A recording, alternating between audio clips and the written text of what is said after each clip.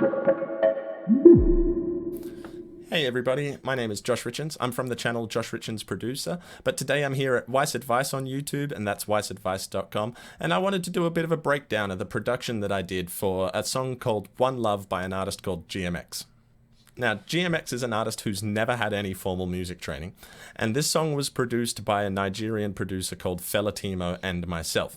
I think that there's a lot that we can learn by looking back at the process, so I'm going to break down some of the original, more unpolished tracks from Fela Timo, and I say unpolished with the most respect, and then we'll have a look at some of the techniques I used to give the production the final polish that I'm talking about. So over in Cubase, I have the final mix for the song, and I've also pulled in the original demo that Fela Timo sent us. I'll start off by showing you a bit of where the final mix ended up.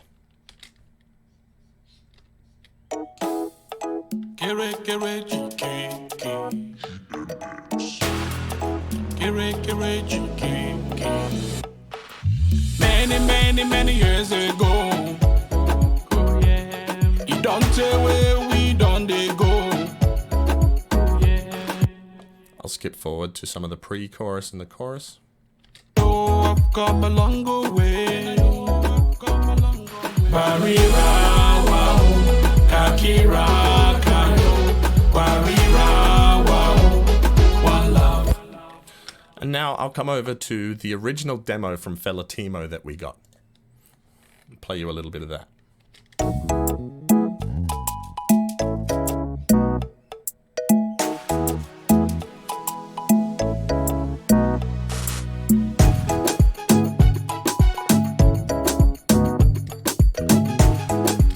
I want to start by looking at some of the things that maybe could have been done better in this demo.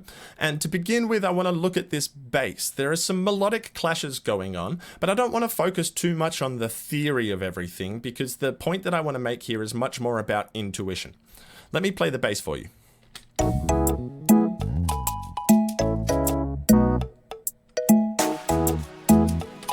So I think right there is the most obvious point.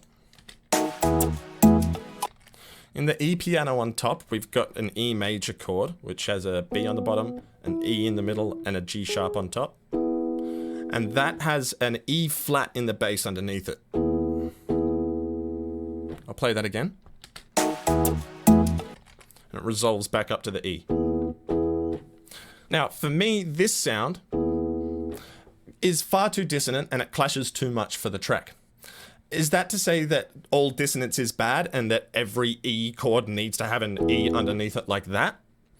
Well, no, it's actually a lot more complicated than that, and sometimes these kinds of things can be a little bit tricky to figure out, and I think this is where trusting our intuition comes into play. I'm a really big fan of a producer called Spell316 who streams a lot on Twitch, and he plays all of these really big, elaborate piano chords with tons of dissonance in between them, but they always end up resolving and feeling nice in the long run.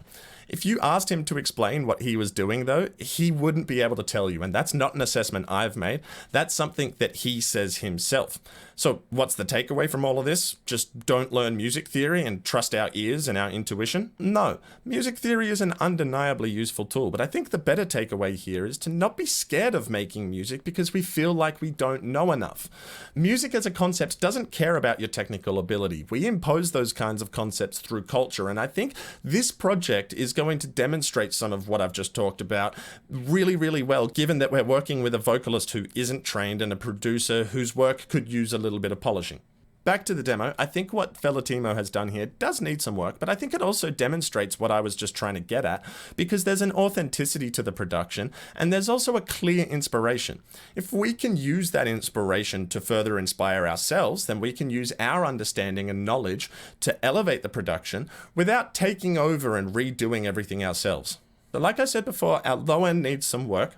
Let's keep that in mind. And now I want to have a look at some of the transitions in this song. So I'm just going to play from the start, and we'll play up to about what I would consider the first chorus.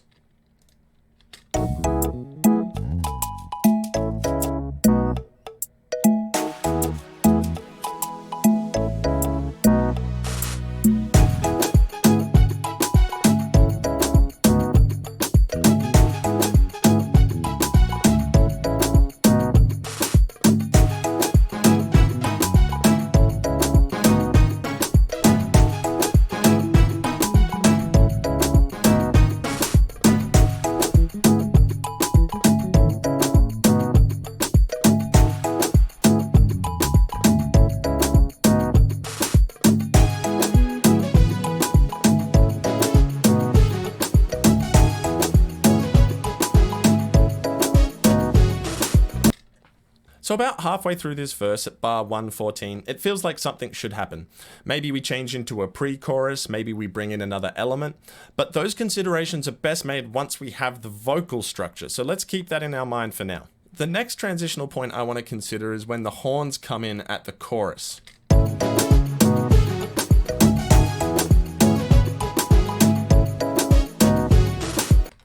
So it feels like we should have a nice, big, powerful chorus there, but the only thing we really get introduced is that swirly synth in the background. Now that we've identified some of the things that aren't working that we're going to have to address later on, I want to have a look at some of the things that are working that we want to capitalize on.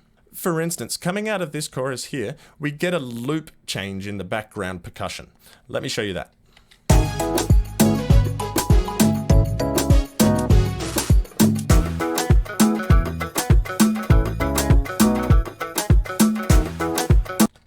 That guitar comes in at the same time, and that's really, really cool. I think that that's something that we can use to help combat some of the issues we were having before when it comes to structuring this out with the vocals we get from GMX. The next moment I wanted to look at was this little clap section just here.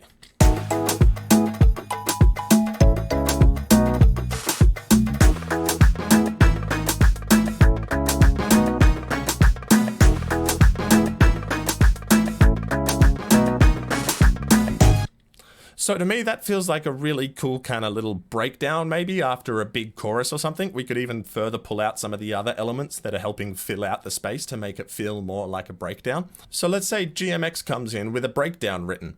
Now we have things that we really like about this track, and we can use those to accentuate the track in a way that fits the vocals that we're getting from GMX. So to pull it all together, I want to offer this little anecdote that I came up with. If, as engineers, we can consider ourselves musicians and sound is our instrument, then as musicians, we can consider ourselves engineers and our instruments are our tools. We've outlined some of our goals moving forward, and now it's about thinking creatively about how we use our tools to achieve those goals. So we know our bass needs work, and we know that our structure needs work. Why not use our tools efficiently and kill two birds with one stone? I decided to replace the bass, and that meant that we could start using some different sounds and different playing techniques to outline the structure of the song. Let me show you some of what I've done here. So halfway through the intro, we get this little intro bass. Let me solo that out for you.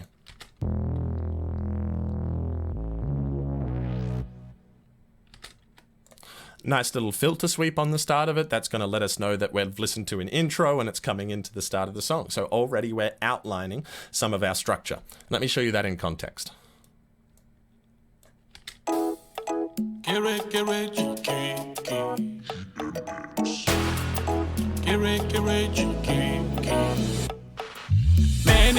Many years ago. Right, now coming into that next section, we get our clean sub bass coming in. And so the different texture from that growly synth bass with the filter sweep in the start through to our clean sub bass is going to give us a really nice transitional difference through that moment. So now we're helping our transitions, we're outlining our structure, and we've fixed some of the clashes in the bass as well. So that's thinking creatively with our tools about achieving the goals that we had outlined. Let me come into the pre-chorus, and we can see that we've outlined our structure a little bit more by using this very sparse bass throughout the verse and the pre-chorus. And then when we hit the chorus, our bass notes are going to be fully sustained the whole way through. Another way that we can, again, outline our structure. And this is also going to help with that weight issue that we were having in the chorus. We wanted our chorus to feel really big and powerful. So again, we're achieving a lot of goals here with broad strokes. Promised land to render. Let me skip forward. Oh, I've come a long way. Barira, wow, Kakira, Karo. Barira, wow, one love. Now, coming out of the second chorus, we're going to go back to the sparse bass, and that's going to help us further outline everything. But we're also going to use some of the stuff that we really liked about the production before, and this is where I've incorporated that's the percussion samples swapping up.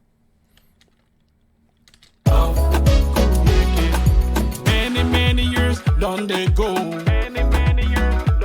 Boys have turned, men, girls have grown older. Right, so just by staying goal-oriented about what the song needs, we've managed to take these really awesome moments from our original production and turn them into these really cool kind of structural elements that keep our ear engaged and keep us listening to the whole song. While we're on the topic of percussion, I can also show you that that little breakdown idea did also end up coming to fruition, and that happened just here. All of my friends for Nigeria, all the way to America, Australia is where we are. All of my friends are all around the world. So moving on to synths, they're kind of the final cherry on top that I added. And again, following the theme of everything else, it's more outlining our structure and helping us with our transitions through the textural changes that we get, much like when we changed the percussion loop. So I think the second pre-chorus into the first chorus is going to be the best spot that we can show this off. That's back here. At the distance we're from, when we look at the distance we're from, then we know we've come a long way. Then we know we've come a long way.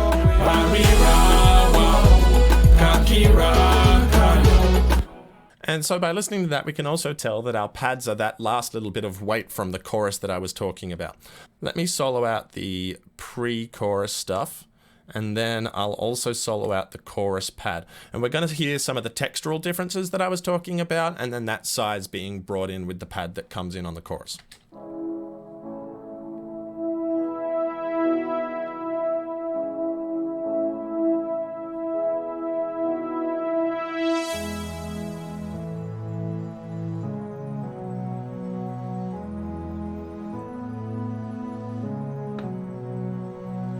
I want to finish this video with a story about GMX, and I think it's a really beautiful and inspiring example of someone who was willing to go and make something despite their own limitations. Now, GMX was an artist who, like I said, hadn't had any formal training, and honestly, I'm pretty sure he still hasn't. In his own words, all of his practice happens in the car singing along to his favorite songs. So GMX gets referred to me because he wants to record vocals over a song that his friend has produced, that friend being Felatimo. He tells me he's never sung before, and this is the first time he's ever written any vocals. I mean, probably a red flag, but he's looking for a heavily tuned sound, and all he wants me to do is record a vocal, send it off to another producer. So it's a really simple job. I do it, everything goes well. After that, GMX says to me, I want to make my own song, will you produce it? I had been bogged down in the past on projects that didn't feel like they had an end in sight, and part of the reason was that I, one, didn't connect with the inspiration of the song, and two, wasn't a good enough producer at the time to handle the entire project. One thing I did really like doing was exactly what I've explained here, getting on board with other people's inspiration and trying to use that to elevate the project.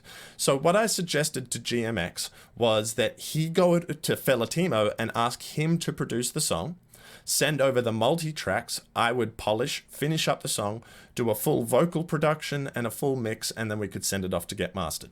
I think this is another good point about intuition, because it was my intuition that I felt that the project could go wrong that led me in that direction. And now that same intuition could have led me to see red flags and completely call off the project and not accept it.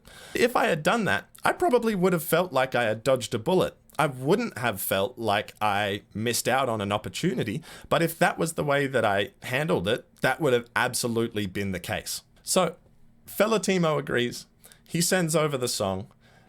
GMX has the most wonderful experience of his life making his first ever song, and I cannot tell you how enriching that was for me.